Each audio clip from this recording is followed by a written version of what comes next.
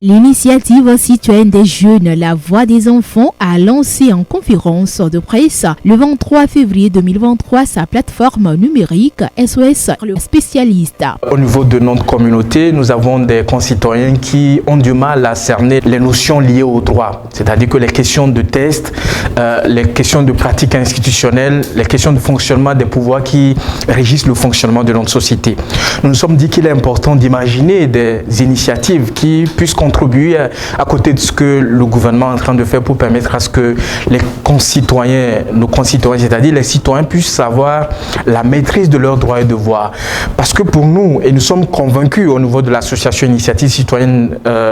des jeunes La Voix des enfants, que mieux on maîtrise ses droits et devoirs, mieux on est capable et on est apte à apporter sa contribution dans la gestion des affaires publiques. Et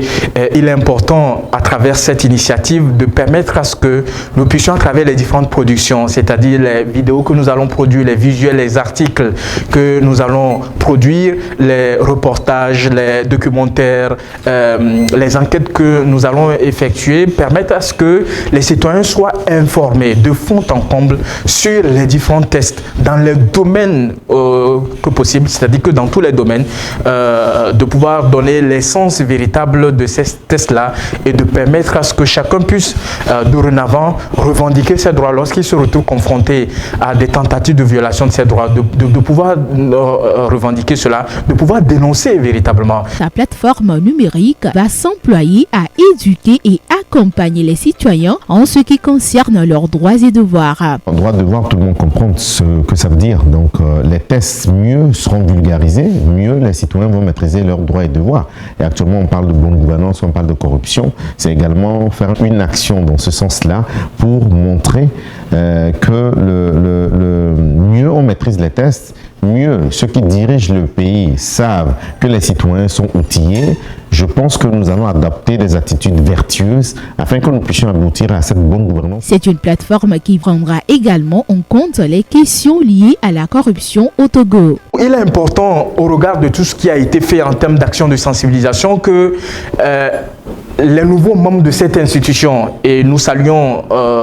déjà la nomination à la tête de cette institution de monsieur de juge Abba, qui est une référence au plan régional. Il a représenté le Togo valablement dans les institutions sous-régionales. Nous voulons que dorénavant la haute autorité de prévention et de répression des actes de corruption puisse se focaliser sur les actions de répression, du moins sur les actions de répression, de pouvoir enclencher des poursuites judiciaires contre les auteurs présumés d'actes de corruption. Parce que l'idée pour nous, l'un des éléments ou des critères de notation de nos pays, c'est de pouvoir cerner la capacité du pays à enclencher des procédures judiciaires sur les présumés actes de corruption.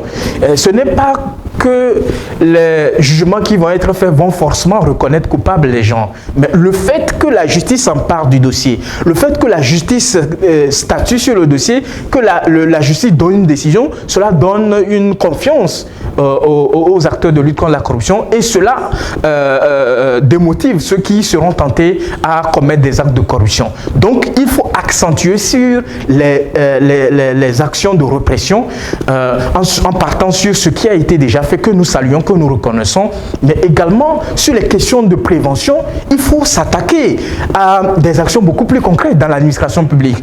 Imaginer des outils, non pas se mettre à faire des... C'est bien hein, ce qui est fait en termes de célébration des journées, en termes de campagne de sensibilisation, mais je pense que ça, on peut mettre en place un fonds qui permettra également que les ONG, qui sont beaucoup plus proches des populations, qui comprennent les langues de ces localités-là, puissent passer le message de façon adéquate, que ce soit une institution de lutte contre la corruption qui s'en charge. Donc, grosso modo, voilà ce que nous pensons, et nous sommes disposés à accompagner les autorités togolaises, notamment la haute autorité, dans cette double mission-là de prévention et de répression des actes de corruption, notamment dans l'administration publique, dans les établissements publics, dans le secteur privé, parce que nous avons des connaissances avérées dans le domaine et nous voulons mettre cela à contribution, permettre à ce que notre pays, comme le dit le chef de l'État, que les Togolais puissent vivre de leurs efforts, que les gens puissent voir leurs conditions de vie, de travail s'améliorer grâce à la mobilisation des ressources publiques, grâce à la bonne gestion, grâce à l'efficacité des différentes interventions dans notre pays.